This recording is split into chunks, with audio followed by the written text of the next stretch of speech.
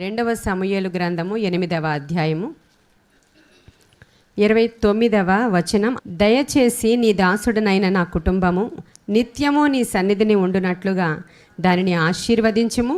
యెహోవా నా ప్రభువా, నీవు సెలవిచ్చి ఉన్నావు. నీ ఆశీర్వాదము నొంది నా కుటుంబము నిత్యము ఆశీర్వదింపబడునుగాక.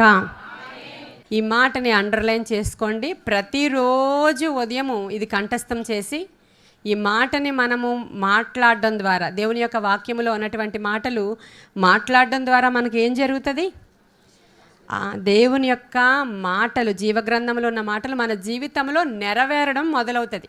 దావీదు వచ్చి, నాయనా నిత్యము నా కుటుంబము నీ సన్నిధిలో నిలిచి ఆశీర్వదింపబడులాగున ఈరోజు నన్ను దీవించయ్యా. ఆ మాట నీ నోట్లో నుంచి వచ్చిన తోడనే దేవుడు ఏం చేస్తాడు? ఆమెన్ అంటాడు ఆయన. హల్లెలూయా.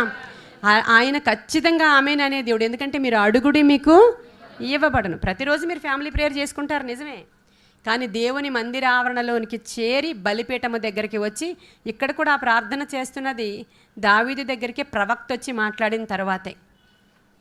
ప్రవక్త వచ్చి దేవుని యొక్క హృదయాన్ని దావీదుకి చెప్పాడు. ఇన్ కేస్ నువ్వు నా దగ్గర నీతిమంతుడిగా ఉన్నావు, నీవు నా దృష్టిలో నా హృదయానుసారుడిగా ఉన్నావు, నీ కుమారుడు వస్తాడు, అతడికి నీ రాజ్యాన్ని నువ్వు అప్పగిస్తావు.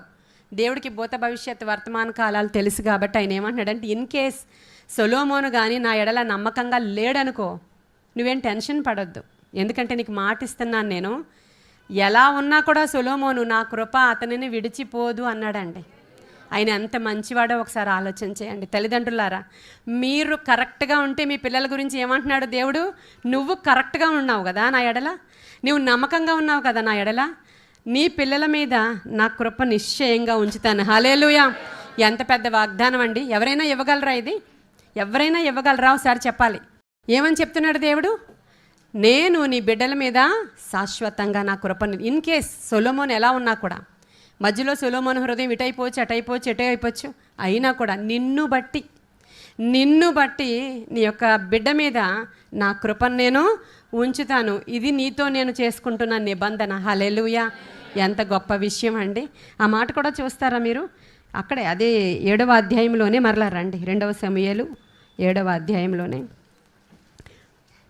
నేను 13 నుంచి నేనే చదివి వినిపిస్తాను. చూడండి అమ్మా. సొలొమోను గురించి దేవుడు మాట్లాడుతున్నాడు. అతడు నా నామ ఘనత కొరకు ఒక మందిరమును కట్టించును, అతని రాజ్య సింహాసనమును నేను నిత్యముగా స్థిరపరచెదను. నేను అతనికి తండ్రినై ఉండును, అతడు నాకు కుమారుడై ఉండును. అతడు పాపము చేసిన ఎడల నరుల దండముతోనూ మనుష్యులకు తగులు దెబ్బలతోనూ అతని శిక్షింతును గాని, నిన్ను స్థాపించుటకై నేను కొట్టివేసిన సౌలునకు నా కృప దూరమైనట్లు అతనికి నా కృప దూరము చెయ్యను. హల్లెలూయా. నీ మట్టుకు నీ సంతానమును నీ రాజ్యమును నిత్యము స్థిరమగును, నీ సింహాసనము నిత్యము స్థిరపరచబడును అనెను. తనకు కలిగిన దర్శనమంతటిని బట్టి ఈ మాటలన్నిటి చెప్పున నాతాను దావీదుకు వర్తమానము తెలియజెప్పాను.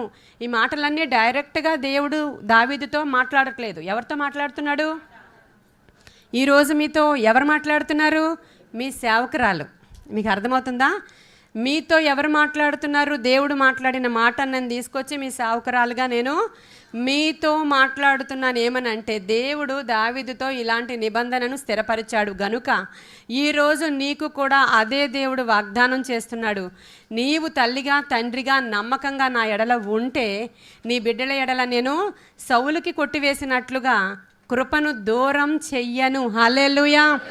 నేను శాశ్వత కృప నీ ఎడల నీ బిడ్డల ఎడల ఉంచుతాను. మనం కూడా ఇలా ఉన్నామంటే బహుశా మన తాతగారి ప్రార్థన, అమ్మమ్మ ప్రార్థన, నానమ్మ ప్రార్థన, తండ్రి ప్రార్థన, తల్లి ప్రార్థన, బహుశా ఎక్కడో ఏదో మూల నీ కోసం ఎప్పుడో దేవుడు నీ తల్లికి తండ్రికి ఇచ్చిన వాగ్దానాన్ని బట్టి నీవు ఈ స్థలంలో ఇక్కడ కూర్చున్నావు ఈరోజు.